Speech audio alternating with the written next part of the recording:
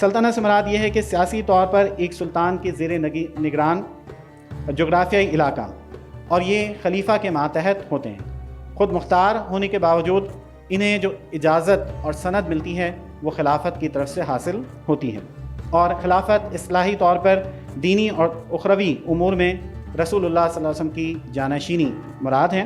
سلاطین back وقت کئی ہو سکتے ہیں، لیکن خلیفہ ایک وقت میں ایک ہی ہو سکتا ہے۔ تو یہ تینوں ادوار ہمیں جو ہے وہ نظر آتے ہیں عثمانیوں میں، کہ پہلے ان کی عمارت قائم ہوئی، ایک چھوٹے سے علاقے کے وہ امیر تھے، اس کے بعد اقتدار وسیع ہوتا چلا گیا، سلطنت قائم ہو گئی، خود مختار ہو گئے، لیکن عباسی خلافت کی طرف سے انہیں سند حاصل تھی، ان کا اعتماد حاصل تھا، اور پھر بعد میں سلطان سلیم اول کے دور میں جب خلافت منتقل ہوئی عباسیوں سے عثمانیوں میں، تو پھر خلیفہ اسلام کے طور پر جو ہے وہ دنیا میں متعارف ہوئے۔ یہاں ایک نقشہ بھی آپ دیکھ سکتے ہیں، یہ کائی قبیلے کا سفر اس میں دکھایا گیا ہے کہ سلطنت عثمانی کے جد امجد سلیمان شاہ نے 7ویں صدی کے اوائل میں منگولوں کے حملے کے باعث ترکستان کے علاقے ماہان سے ہجرت کی اور ایران کے راستے مشرقی اناطولیہ کے شہر اخلات پہنچے، جہاں ایک عظیم سلجوقی سلطنت قائم تھی۔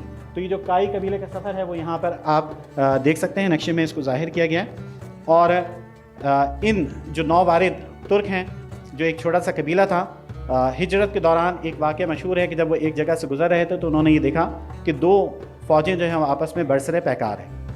ایک فوج بڑی تھی، طاقتور تھی، اور دوسری فوج جو ہے وہ کمزور تھی، تعداد میں بھی کم تھی۔ تو ارطغرل نے، جس کا تعلق کائی قبیلے سے تھا، عثمان خان کا والد، انہوں نے یہ دیکھا کہ ایک فوج جو کہ کمزور ہے اور شکست اس کی قریب ہے، تو اپنی فطری رحمدلی، اپنی مزاج کے باعث اس کمزور فوج کی مدد کرنے کا فیصلہ کیا۔ بعد میں معلوم یہ ہوا کہ یہ جو کمزور فوج تھی یہ سلطان علاء الدین کیقوباد کی فوج تھی، سلجوکیوں کی، جنہیں شکست کا سامنا تھا، لیکن ارطغرل کی مدد سے وہ فتح یاب ہوئے۔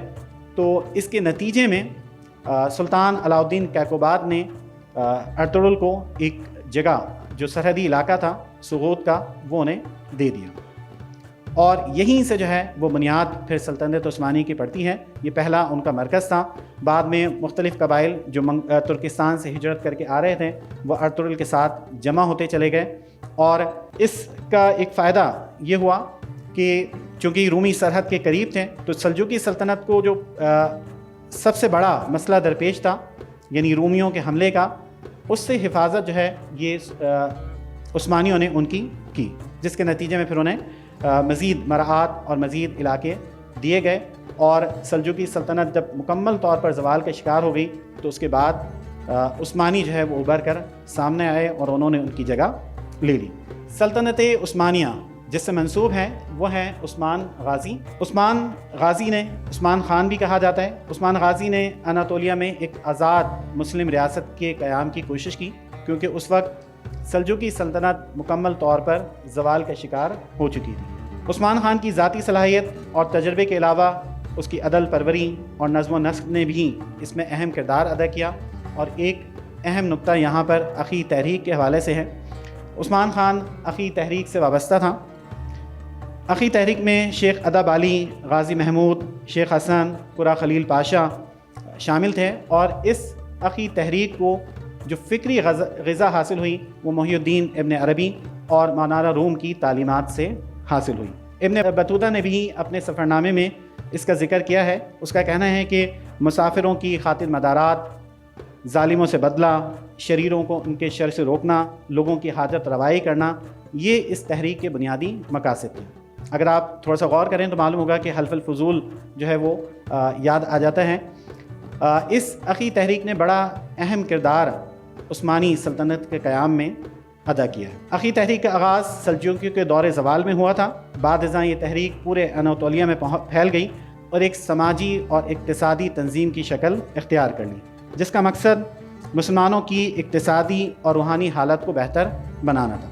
اردو زبان میں اخی تحریک پر بہت کم کام ہوا ہے، چند ایک مقالات ہی دستیاب ہیں، جبکہ ترکی میں اور انگریزی زبان میں اس پہ کئی مقالات اور کتابیں بھی دستیاب ہیں۔ تو تاریخ کے وہ طالب علم جو چاہتے ہوں کہ آگے ایم فل یا پی ایچ ڈی کے لیے کسی عنوان کی انہیں تلاش ہو، تو اس اخی تحریک کو بھی وہ اپنا ایک موضوع بنا سکتے ہیں. اس کے اثرات، اس کے ارکان، اس کا کردار جو ہے عثمانی سلطنت کے قیام میں اور اس کے استحکام میں جو کردار اخی تحریک نے ادا کیا.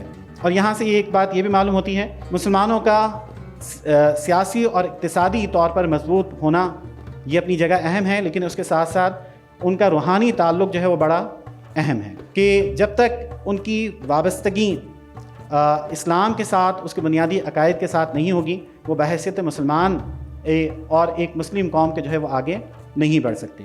جب ان افراد نے، جو درویش لوگ تھے، صوفی لوگ تھے، ایک عام فرد کی فلاح اور بہبود پر توجہ دی، تو یہی لوگ جو ہے وہ مجاہد اسلام بن کر آگے بڑھے اور سلطنت عثمانیہ کے قیام میں اپنا کردار ادا کیا. عثمان خان کے بارے میں یہ کہا جاتا ہے کہ بہت سادہ عادت و اطوار کا مالک تھا، اور اس کی جو جسمانی خوبیاں تھیں کئی نسلوں تک اس کے جانشینوں میں منتقل ہوتی رہیں، اور کم از کم 300 برس تک عثمانی تخت پر کوئی ایسا سلطان نہیں بیٹھا جو ذاتی جرأت اور ہمت میں ممتاز نہیں تھا. انسان کی اپنا ذاتی کردار، اس کی ذاتی اور شخصی خوبیاں بھی بڑی اہمیت کی حامل ہوتی ہیں، اور آپ آگے جا کے بھی دیکھیں گے کئی جگہ جو ہے وہ ان کی سادگی کا ذکر آئے گا، ان کی سادہ عادت و اطوار کا، محنت کا، جفے کشی کا ذکر آئے گا. تو یہ بڑی اہم چیزیں ہیں. یہ نہیں ہو سکتا کہ آپ بہت بسیار خور بھی ہوں، بہت سونے کی بھی عادت رکھتے ہوں، بہت زیادہ کلام کرنے والے بھی ہوں، اور پھر آپ چاہیں کہ کسی مقام تک پہنچ جائیں. ایسا نہیں ہوتا. ابن خلدون نے اپنے مقدمے میں لکھا ہے کہ وہی قومیں ترقی کرتی ہیں جو اس بات کا جذبہ رکھتی ہیں کہ وہ اپنے عیش اور آرام کو تج کر میدان عمل میں جو ہے اپنا کردار ادا کریں. تو آپ جتنے بڑے افراد ہیں، دنیا کی اہم شخصیات ہیں تاریخ میں جن کا نام ہے، اگر آپ ان کی سوانح کا مطالعہ کریں گے تو آپ کو یہ نظر آئے گا کہ پیچھے ان کی بہت بڑی ایک جد و جہد ہے، جفا کشی ہے، جس نے انہیں کسی مقام تک پہنچایا ہے. عثمان خان کے بارے میں اسٹینلی لین پال نے اپنی کتاب میں لکھا ہے کہ وہ اپنی سادگی میں خلفائے راشدین کی یاد تازہ کرتا تھا، اور وہ اپنے اوصاف کے لیے ایسا مشہور رہا کہ بعد میں آنے والے ہر عثمانی سلطان کی کمر میں اس کی تلوار باندھی جاتی تھی، اور اس کی تاج پوشی کے وقت یہ دعا کی جاتی تھی کہ اس میں عثمان خان جیسی صفات پیدا ہوں.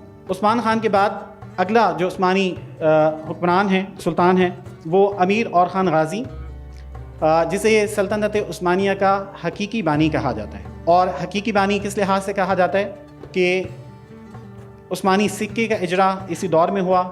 ایک عظیم مرکز برسا کے نام سے، جو ایشیا میں رومیوں کا مرکز تھا، اسے امیر اور خان نے اپنا مرکز بنایا، سلطنت عثمانیہ کا مرکز بنایا. عثمان غازی کے نام کے خطبے کا آغاز کیا، عثمانی تعمیرات کا آغاز ہوا، اور پہلی بار یورپ میں قدم امیر اور خان کے ہی داخل ہوئے. اس کے بعد ہم دیکھتے ہیں امیر مراد غازی. امیر مراد غازی کو امیر مراد خداوندگار بھی کہا جاتا ہے. 30 سال اس نے حکومت کی، جن میں سے 24 سال وہ میدان جنگ میں رہا. تو یہ عثمانیوں کی وہ محنت اور جفا کشی تھی کہ جس کی بدولت انہوں نے عالم اسلام کو دوبارہ سے زندہ کیا اور اپنا اقتدار ایک وسیع رقبے پر قائم کیا. عثمانی ادوار میں امیر مراد کا دور جو ہے وہ اس لحاظ سے بھی اہم ہے کہ مراد سے پہلے ترکوں کا مقابلہ یورپ کے صرف بازنطینیوں کے ساتھ تھا، جبکہ امیر مراد نے یورپ کی دیگر قوموں کے ساتھ بھی مقابلہ کیا. مراد نے متحدہ اناطولیہ کا خواب دیکھا تھا، اور اس میں اسے کامیابی بھی حاصل ہوئی. جو دیگر ترک ریاستیں تھیں، مسلم ریاستیں تھیں، انہیں امیر مراد نے متحد کیا اور ایک وسیع سلطنت کی شکل اختیار کی. امیر مراد کی طاقت کا اندازہ آپ اس بات سے لگا سکتے ہیں کہ جب اس نے جنگ چرمن میں اہل کلیسا کو، قیصر روم کو شکست دی، تو نہ صرف یہ کہ قیصر روم نے زیادہ خراج ادا کرنے کا وعدہ کیا، بلکہ عثمانی دربار میں اپنے بیٹے کو رہن رکھوا دیا. تو اس سے آپ امیر مراد کی جو طاقت ہے اس کا اندازہ کر سکتے ہیں. امیر مراد کے بعد سلطان بایزید یلدرم عثمانیوں میں ایک اہم نام ہے. اناطولیہ کی بہت سی مسلم ریاستوں کو اس عثمانی سلطنت کا حصہ بنایا گیا. اس دور میں عثمانی تاریخ میں پہلی بار 4 مرتبہ استنبول کا محاصرہ کیا گیا. عثمانیوں کو جو سب سے بڑا شرف حاصل ہوا ہے وہ قسطنطنیہ کی فتح ہے کہ جس کی بشارت نبی کریم صلی اللہ علیہ وسلم نے دی تھی، اور اس کے لیے عثمانی روز اول سے کوشش کرتے رہے۔ مصر میں مقیم عباسی خلیفہ نے سلطان الروم کے نام کے خطاب سے بھی نوازا، اور یہ وہ پہلا حکمران بھی ہے عثمانی سلطنت میں جس نے ترکی تاریخ میں، عثمانی تاریخ میں شکست کھائی اور گرفتار ہوا۔ کہتے ہیں کہ اپنے ہی گراتے ہیں نشیمن پہ بجلیاں۔ امیر تیمور سے امیر مراد کا بایزید یلدرم کا مقابلہ ہوا، دونوں ہی فاتح تھے، ایک مشرق کا فاتح تھا، ایک مغرب کا فاتح تھا۔ افسوسناک ترین جنگ جسے جنگ انگورا تاریخ میں کہا جاتا ہے 1402 میں ہوئی تھی۔ اس جنگ میں سلطان بایزید یلدرم کو شکست ہوئی اور یورپ کی طرف جو قدم مسلمانوں کے بڑھ رہے تھے اس کا سلسلہ ایک طویل عرصے کے لیے رک گیا۔ تو یہ ایک یعنی اسلامی تاریخ کی جو المناک جنگیں ہیں ان میں سے ایک یہ جنگ انگورا بھی ہے۔ اس کے بعد جو عثمانی سلطان قابل ذکر ہیں وہ ہے سلطان محمد فاتح۔ بایزید یلدرم کی شکست کے بعد تقریباً 11 سال خانہ جنگی کا دور ہے کہ جس میں بایزید یلدرم کے بیٹے آپس میں باہم برسر پیکار رہے۔ آخرکار محمد اول جو بایزید کا سب سے لائق بیٹا تھا اسے فتح حاصل ہوئی، دوبارہ سے عثمانی سلطنت کو استحکام حاصل ہوا۔ اس کی اپنی ذاتی صلاحیتیں یعنی اس کا مدبر ہونا، بہترین منتظم ہونا اس کے کام آیا، اور محمد اول نے پھر وہ ریاستیں جو جنگ انگورا کے نتیجے میں عثمانی سلطنت کا حصہ نہیں رہی تھی دوبارہ سے انہیں عثمانی سلطنت کا حصہ بنایا۔ سلطان محمد اول کو یہ اعزاز بھی حاصل ہے کہ اس نے شاہی خزانے سے ایک معقول رقم حرمین شریفین کے باشندوں کے لیے مخصوص کی، اور عباسی خلیفہ نے تاریخ میں پہلی بار خادم الحرمین شریفین کا لقب جو ہے وہ محمد اول کو دیا تھا۔ محمد اول نے 30 سال حکومت کی اور اپنی رعایا کے ساتھ، جس میں عیسائی بھی بڑی تعداد میں شامل تھے، سلطنت عثمانی کا حصہ تھے، ان کے ساتھ بہت کشادہ دلی کے ساتھ وہ پیش آیا۔ ایک نقشہ آپ کے سامنے ہے قسطنطنیہ کا۔ سلطان محمد فاتح کا جو سب سے بڑا اعزاز ہے وہ ظاہر ہے کہ قسطنطنیہ کی فتح ہے۔ یہ صرف ایک شہر کی فتح نہیں تھی، ایک بادشاہ کے اقتدار کا خاتمہ اور دوسرے کے اقتدار کا آغاز نہیں تھا، بلکہ یہ دنیا کی تاریخ کا ایک باب تھا جو ختم ہوا اور ایک نئے باب کا اس کے اندر اضافہ ہوا۔ اس فتح نے تاریخ کا رخ موڑ دیا۔ قسطنطنیہ 3 جانب سے جو ہے وہ پانی سے گھرا ہوا ہے، آبنائے باسفورس، بحر مارمورا اور شاخ زری۔ حضرت معاویہ کے زمانے سے یعنی سن 44 ہجری سے یہ سلسلہ شروع ہوا تھا قسطنطنیہ کی فتح کا، اور 29 حملے قسطنطنیہ کو فتح کرنے کے لیے کیے گئے۔ یہ آخری جو حملہ تھا محمد فاتح، جسے محمد اول کہا جاتا تھا، قسطنطنیہ کی فتح کے بعد اسے محمد فاتح کے لقب سے دنیا نے جانا۔ تو محمد فاتح نے اس شہر کو فتح کیا۔ یہ فتح بھی نہ صرف اسلامی تاریخ میں اہمیت رکھتی ہے بلکہ دنیا کی تاریخ میں بھی اس لحاظ سے اہم ہے کہ یہ ایک بڑا انوکھا واقعہ تھا کہ کشتیاں جو کہ پانی پر چلتی ہیں اسے خشکی پر چلایا گیا۔ اگر آپ یہ نقشہ دیکھیں تو معلوم ہوگا کہ ایک راستہ تھا جہاں آپ کو یہ لکھا نظر آ رہا ہے خلیج گولڈن ہارن، جہاں سے جہاز جا سکتے تھے، قسطنطنیہ کا محاصرہ کر کے وہاں اندر داخل ہو سکتے تھے، لیکن یہاں انہوں نے رومیوں نے ایک بہت بڑی زنجیر لگائی ہوئی تھی جس کو عبور نہیں کیا جا سکتا۔ تو محمد فاتح نے درختوں کو کٹوا کر، ان کے تختے بنوا کر، اس کے اوپر جانوروں کی چربی مل کر اسے اس طرح ہموار کر دیا کہ پھر خشکی پر کشتیاں چلائی گئیں، اور یہ جو خشکی کا راستہ آپ کو نظر آ رہا ہے یہاں سے مسلمان جو ہے وہ قسطنطنیہ کے قلعے تک پہنچے اور اسے انہوں نے فتح کیا۔